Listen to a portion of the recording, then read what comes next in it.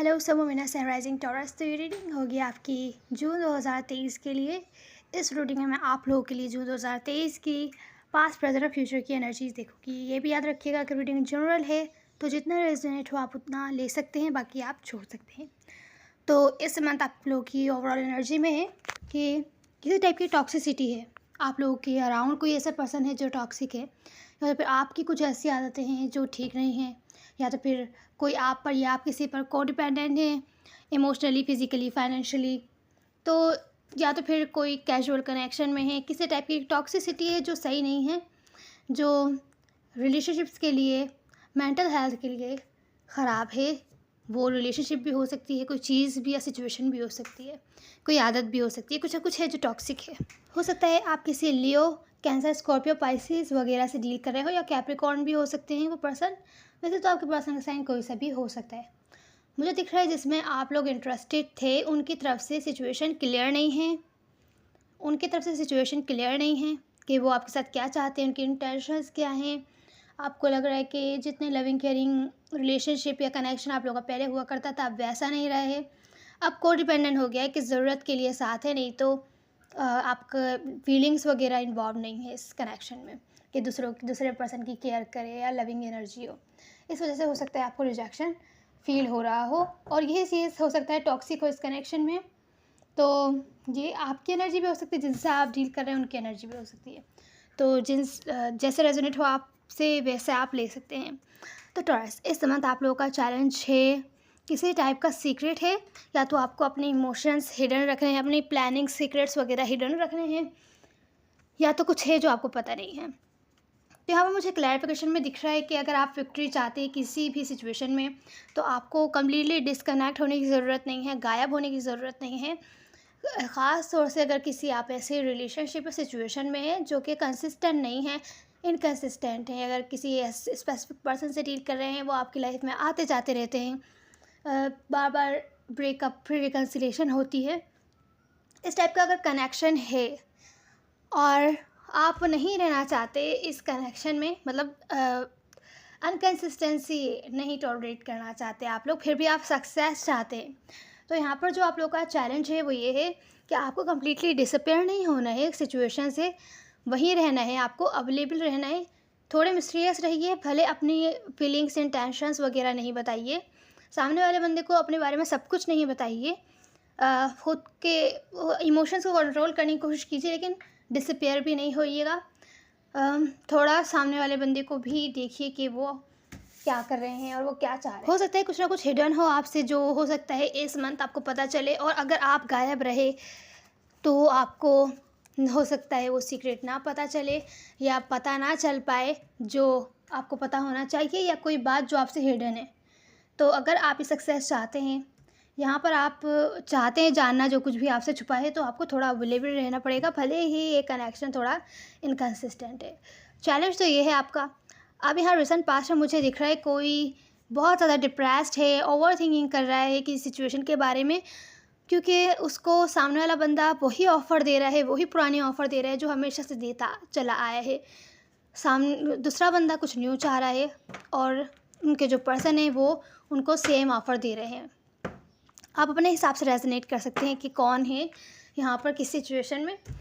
कोई इस कनेक्शन पर काम करते हुए नहीं दिख रहा, बहुत ज़्यादा एफर्ट्स करते हुए नहीं दिख रहा, प्रॉब्लम्स को फिक्स करके आगे चला जाए या मेहनत करे इस कनेक्शन पर, वो सब करता हुआ नहीं दिख रहा है। इस वजह से दूसरा जो पर्सन है वो बहुत ज़्यादा अपसेट है, ओवर थिंकिंग कर रहा है, और उसको थोड़ा रिजेक्शन फील हो रहा है, और बोरिंग टाइप एनर्जी फील हो रही है।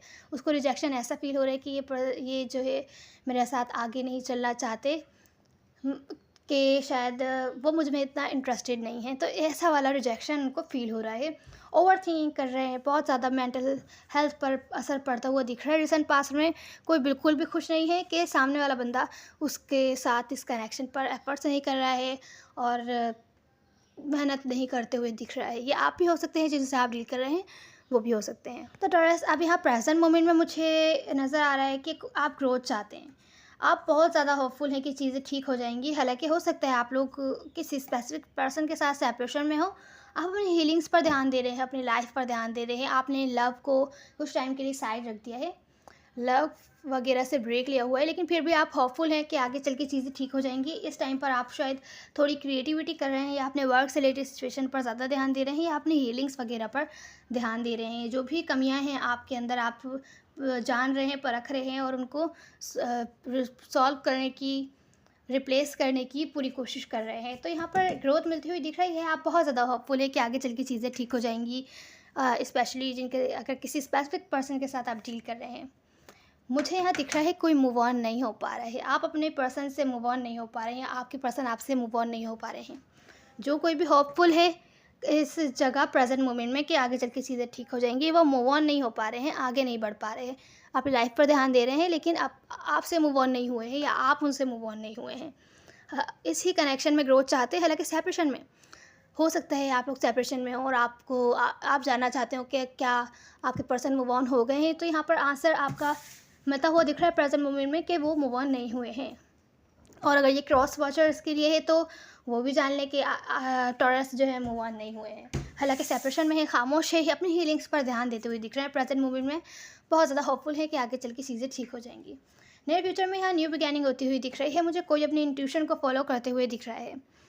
मुझे यहाँ ऐसा दिख रहा है कि नियर फ्यूचर में किसी टाइप का सीक्रेट है, जिसकी वजह से स्टेबिलिटी नहीं आ पा रही, इस कनेक्शन में कोई कमिट नहीं करना चाहता। फेयर है, तो नियर फ्यूचर में इस फेयर की वजह से अगर आप लोग न्यू बिगैनिंग कर रहे हैं तो वहाँ स्टेबिलिटी नहीं आती हुई दिख रही। अगर आपको कमिटमेंट का फेयर है कि आपकी फ्रीडम ख़त्म हो जाएगी, या इस टाइप का कोई भी फेयर है आपका, जिसकी वजह से न्यू बिगैनिंग की अपॉर्चुनिटी तो है नियर फ्यूचर में, लेकिन यहाँ नियर फ्यूचर में जो है स्टेबिलिटी नहीं है, इस कनेक्शन में कमिटमेंट वगैरह नहीं है। अगर सामने वाले पर्सन आपसे कमिटमेंट वगैरह चाह रहे हैं तो आप नहीं देना चाहते क्योंकि आप डर रहे हैं, या अगर आप चाह रहे हैं कमिटमेंट वगैरह तो वो डर रहे हैं कमिटमेंट देने से, उनके फेयर्स हैं। हालांकि न्यू बिगैनिंग का यहाँ पर नया फ्यूचर में अपॉर्चुनिटी है। तो जो कोई भी है, या आप हैं या जिनसे आप डील कर रहे हैं वो हैं, अगर अपने फेयर्स पर कंट्रोल कर लेते हैं तो यहाँ पर चीज़ें ठीक होती हुई दिख रही हैं। नहीं तो हो सकता है नियर फ्यूचर में आप लोग फिर से एक दूसरे से खामोश हो जाएं, और सेपरेशन वाली सिचुएशन दिख रही है, खामोशी वाली सिचुएशन दिख रही है। अपने ट्यूशन को फॉलो कीजिए। अगर आपको ठीक लगता है तो अपने फेयर्स पर ज़रूर कंट्रोल करने की कोशिश कीजिए। जो आपका चैलेंज है ना, वो भी यही है कि आपको वही अवेलेबल रहना है। अगर आप सक्सेस चाहते हैं तो अपने फेयर्स पर कंट्रोल करने की कोशिश कीजिए, और अवेलेबल रहिए। गायब नहीं होना है आपको सिचुएशन से डर के कि आप गायब हो जाएं, कि इनकन्सिस्टेंट थे आपके पर्सन, तो आप ओवर थिंकिंग कर रहे हैं कि वो आपको पसंद नहीं करते, तभी शायद वो आपको कुछ ऐसा ऑफ़र नहीं कर रहे जैसा कि आप चाहते हैं। तो इस टाइप की सिचुएशन से बचिएगा। अपने फेयर्स पर अगर आप कंट्रोल करेंगे तो ही सिचुएशन आगे चल के कामयाब हो पाएगी, क्योंकि नियर फ्यूचर में आपको अपॉर्चुनिटी मिलती हुई दिख रही है। वो आप अवेल तभी कर सकते हैं जब आप अपने फेयर्स पर काम करेंगे, अपने फेयर्स को कंट्रोल करने की पूरी कोशिश करेंगे। तो अब ये आपकी रीडिंग है। अब हम आपकी एडवाइस देख लेते हैं। तो थोड़ा सा यहाँ पर आपकी इस मंथ की एडवाइस ये है, जहाँ आप जानते हैं, जहाँ आपको ऑलरेडी लग रहा है कि पहले जिस तरीके की लविंग केयरिंग थे पर्सन आपकी तरफ वैसे नहीं है। जो टॉक्सिसिटी है थी ओवरऑल में जो हमने देखी थी, वो फेयर्स थे आपके। तो अगर आपको किसी टाइप का फेयर है इस वजह से वो कि ये पर्सन के दिल में आपके लिए वैसी फीलिंग्स नहीं है जैसे स्टार्टिंग में हुआ करती थी, अब उनको कोई परवाह नहीं है, आपको बुरा लगे या अच्छा लगे। अगर इस टाइप की सिचुएशन है जहाँ आप जानते हैं पहले जैसी लविंग केयरिंग एनर्जी नहीं है, तो जहाँ पर लॉन्ग टर्म स्टेबिलिटी नहीं है जैसा कि आप एक्सपेक्ट कर रहे थे, तो ये आपको डिसीजन बनाना है। आपको सोचना है क्या इस कनेक्शन पर, इस पर्सन पर अभी भी होल्ड ऑन करना ठीक रहेगा, जहाँ आप ऑलरेडी जानते हैं कि आपको कुछ नहीं मिलने वाला। ये कोई स्पेसिफिक पर्सन भी हो सकते हैं, या तो फिर कोई सिचुएशंस भी हो सकती हैं आपके लाइफ में जहाँ आप जानते हैं आपको फ़ायदा नहीं मिल रहा, जितना आप डिज़र्व करते हैं उतना आपको नहीं मिल रही, फाइनेंशियल सपोर्ट नहीं मिल रही उस जॉब वगैरह से, नहीं तो आपका दिल है उस जगह काम करने का, और आपको नहीं लगता सामने वाले लोग आपकी रिस्पेक्ट कर रहे हैं, कि आपको रिस्पेक्ट कर रहे हैं कि नहीं कर रहे। जहाँ पर आपको डाउट्स हो रहे हैं, जहाँ पर आपको अच्छा फील नहीं हो रहा, क्या उस चीज़ पर आपको अभी भी होल्ड ऑन किए रहना है, तो डिसीजन आपका है कि आप उसी सिचुएशन को होल्ड ऑन किए रहें और इंतज़ार करते रहें कि शायद अब ठीक हो जाए, शायद अब ठीक हो जाए, क्योंकि ये सिचुएशन आपको डिसअपॉइंट ही करेगी। तो जो आपकी जो है ना, ये है एडवाइस, ये है कि जिन चीज़ों की वैल्यू नहीं रही है आप ऑलरेडी जानते हैं, बेहतर है उनको रिलीज़ कर दीजिए, या रिलीज़ नहीं कर सकते तो डिस्कनेक्ट होकर कुछ टाइम अपने लाइफ पर ध्यान दीजिए। ऐसे आपका माइंड भी फ्रेश होगा और आप अपनी लाइफ के लिए सही डिसीजंस ले पाएंगे। तो ये थी आपकी रीडिंग टॉरस। उम्मीद है आपको कोई ना कोई हेल्प मिली होगी। मेल मैटर नहीं करता, सब एनर्जीज होती है ना। See you in the next one. God bless you.